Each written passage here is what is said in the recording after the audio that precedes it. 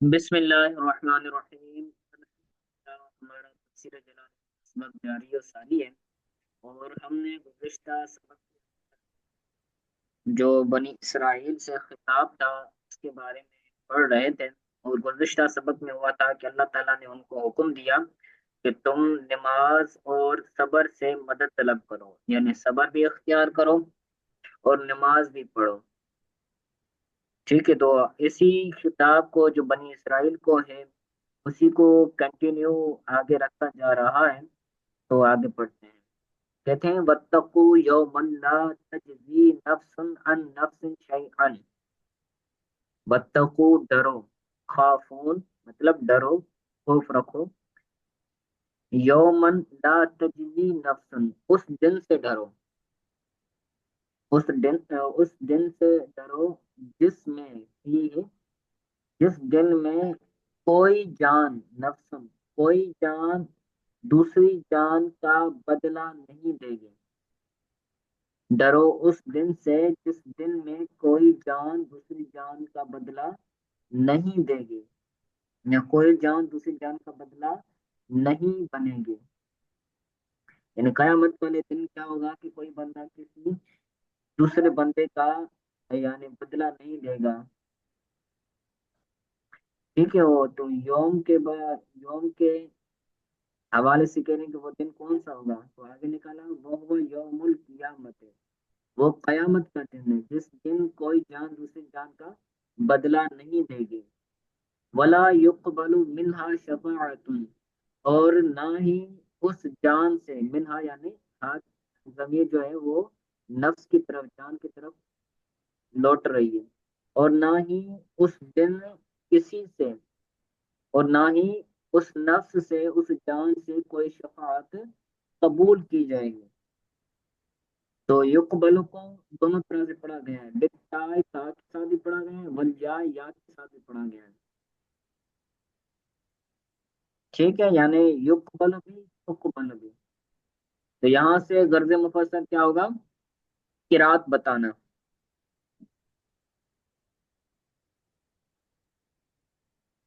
کہتے ہیں لیس لہا شفاعت فتقبل فما لنا من الشافعین، لیس لہا شفاعت فتقبل، یعنی ان کے لیے کوئی شفاعت نہیں ہوگی۔ تو یہاں سے مراد کافروں کی شفاعت ہے، کہ جو کافر ہوں گے کافروں کے لیے کوئی بھی شفاعت قبول نہیں۔ جو مسلمان ہیں، گناہ گار مسلمان ہیں، تو ان کی شفاعت حضور بھی کریں گے اور دوسرے لوگ بھی کریں گے، تو ان کے لیے شفاعت قبول کی جائے گی۔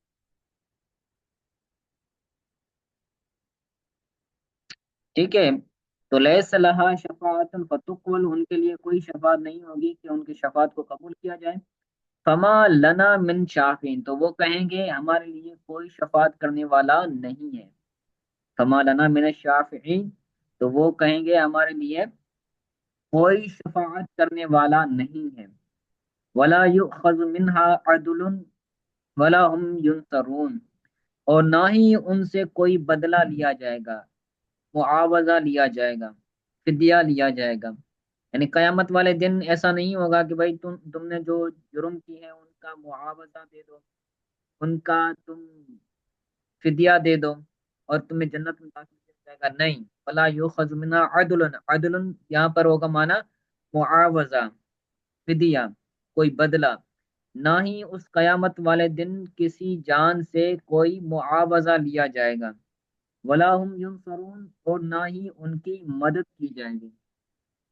تو یہ بنی اسرائیل کو خطاب ہے، اور بنی اسرائیل جو کافر ہیں، جو کافر قیامت والے دن ہوں گے تو ان کی شفاعت نہیں کی جائے گی، ولا هم ینصرون، اور نہ ہی ان کی مدد کی جائے گی۔ یمنعون من عذاب اللہ، کہ ان کو اللہ تعالیٰ کی عذاب سے منع کیا جائے۔ جب کوئی مدد ہوگی تو مدد کی وجہ سے بندہ عذاب الہی سے نکل جائے گا، تو لیکن ان کے لیے کوئی مددگار نہیں ہوگا، کوئی ان کے لیے مدد نہیں ہوگی، تو وہ اللہ تعالیٰ کی عذاب سے نہیں روکے جائیں گے، ان کو عذاب ہوگا۔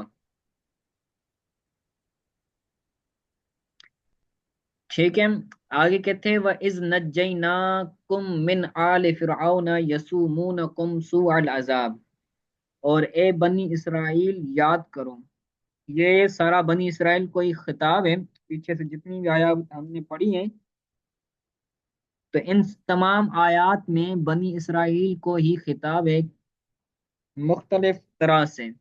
تو اس آیت میں بھی بنی اسرائیل کو ہی خطاب ہے کہ یاد کرو جب ہم نے تم کو نجات دی، اس نجیناکم نجات دی، من آل فرعون فرعونیوں سے، آل آل فرعون یعنی فرعون کی قوم سے یا فرعونیوں سے، جو فرعونی یسومونکم تمہیں عذاب دیتے تھے، جو تمہیں پہنچاتے تھے، سو العذاب دردناک عذاب، یاد کرو جب ہم نے تمہیں نجات دی فرعونیوں سے، جو فرعونی تمہیں دردناک عذاب پہنچاتے تھے، دردناک عذاب تمہیں دیتے تھے۔ ٹھیک ہے، تو واو کے بعد یعنی یاد کرو، تو بنی اسرائیل کو یاد کروایا جا رہا ہے۔ نجیناکم یعنی آباءکم، یعنی تمہارے آباء و اجداد کو، یہ تو قرآن کی کتاب ہے، تو حضور کے زمانے میں جو موجودہ یہودی تھے ان کو یہاں پر خطاب ہے۔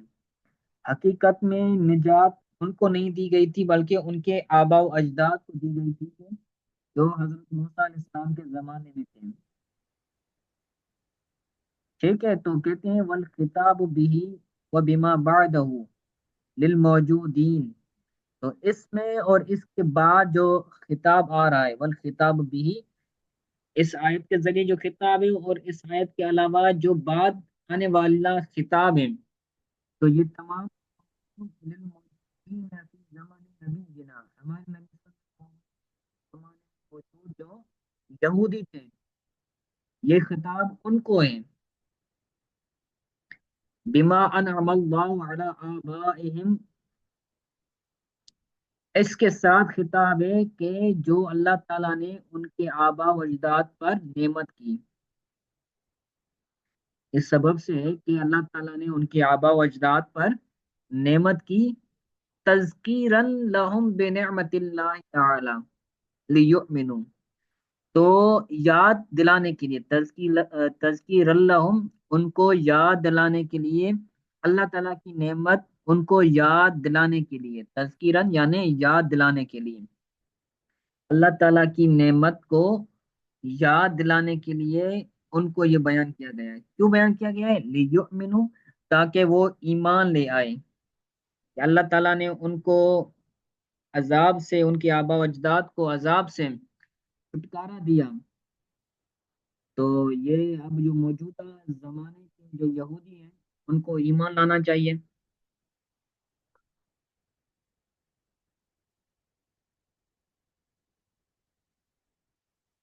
ٹھیک ہے، آگے کہتے ہیں من آل فرعون من آل فرعون یسومونکم،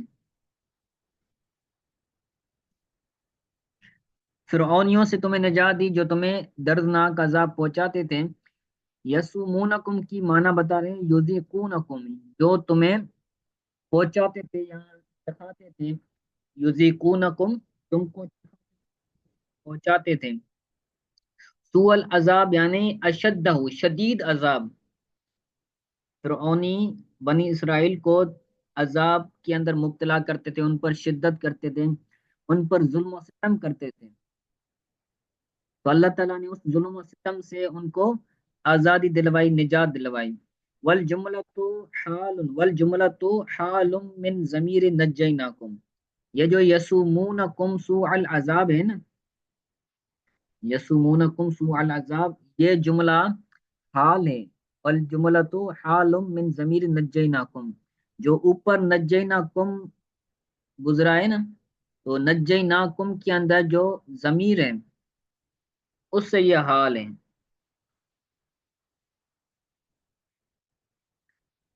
ٹھیک ہے، والجملۃ حال من ضمیر نجیناکم، اور یہ جملہ نجیناکم کی ضمیر سے حال ہے۔ ٹھیک ہے، آگے کہتے ہیں یُذَبِّحُونَ أَبْنَاءَكُمْ وَيَسْتَحْيُونَ نِسَاءَكُمْ، وہ تمہارے بیٹوں کو زندہ رکھتے تھے، یذبحون بیٹوں کو زندہ رکھتے تھے، اور یستحیون اور زندہ رکھتے تھے تمہارے نساء عورتوں کو، تمہارے بیٹوں کو، تمہاری اولاد کو، جو بچے ہوا کرتے تھے ان کو ذبح کرتے تھے، ان کو مار دیتے تھے، اور تمہاری جو بچیاں ہوتی تھی، جو تمہاری عورتیں ہوتی تھی، ان کو زندہ رکھتے تھے۔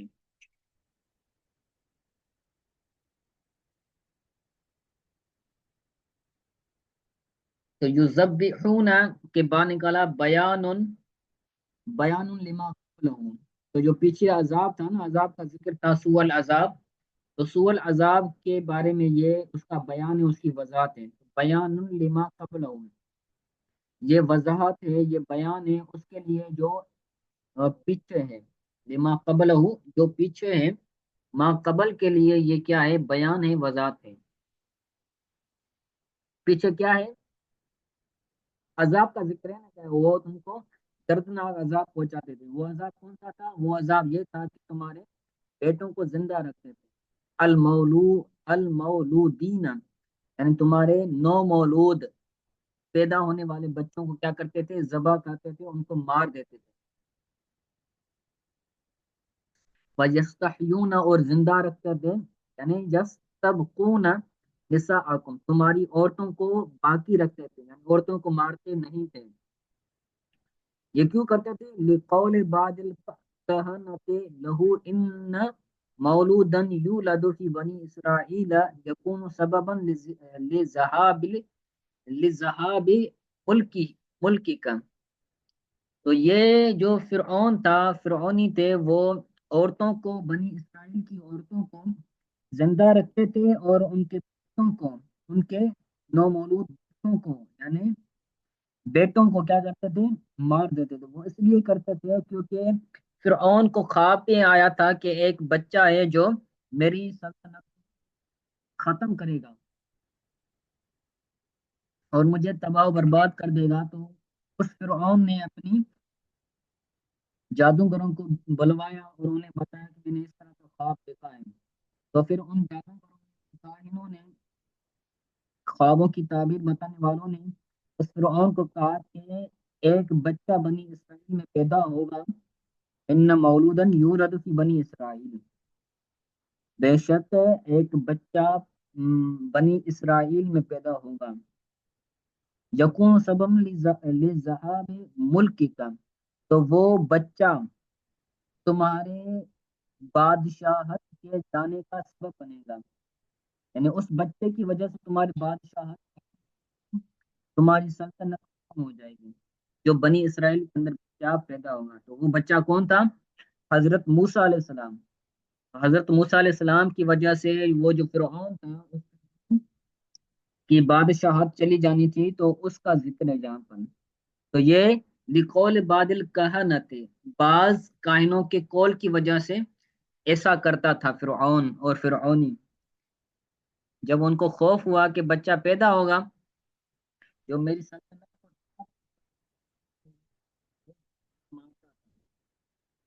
تاکہ کوئی ایسا بچہ پیدا نہ ہو اور میری سلطنت باقی رہے۔ ٹھیک ہے، وفی ذالکم بلا من ربکم عظیم، اور اس میں، فی ذالکم، اس میں آزمائش ہے تمہارے رب کی طرف سے، بڑی آزمائش ہے، عظیم، بڑی آزمائش ہے، اور اس میں تمہارے لیے اپنے رب کی طرف سے، اس میں تمہارے رب کی طرف سے بڑی آزمائش ہے۔ ذالکم، ذالکا یہ اس میں اشارہ ہے، تو اس سے کیا مراد ہے؟ اس کا مشار الیہ کون ہے؟ تو عذاب اور نجات دینے میں، جو فرعون تمہیں عذاب دیتا تھا، اس عذاب میں تمہارے لیے آزمائش ہے، یا پھر جو اللہ تعالیٰ نے تمہیں فرعونیوں سے نجات دی، تو اس نجات دینے میں تمہارے لیے آزمائش ہے، یعنی آزمائش ہے، اگر عذاب مراد لیں تو، اگر عذاب مراد لیں تو بلا سے مراد کیا ہوگا؟ آزمائش. اگر نجات مراد لیں تو نجات سے ہے، پھر بلا سے مراد انعام. اللہ تعالیٰ نے ان سے نجات دے کر تم پر انعام کیا. ٹھیک ہے، تو یہ سبق تھا، اس کو اچھی طرح سے یاد کیجیے گا. اگر کوئی بات سمجھ نہ آئی ہو تو وہ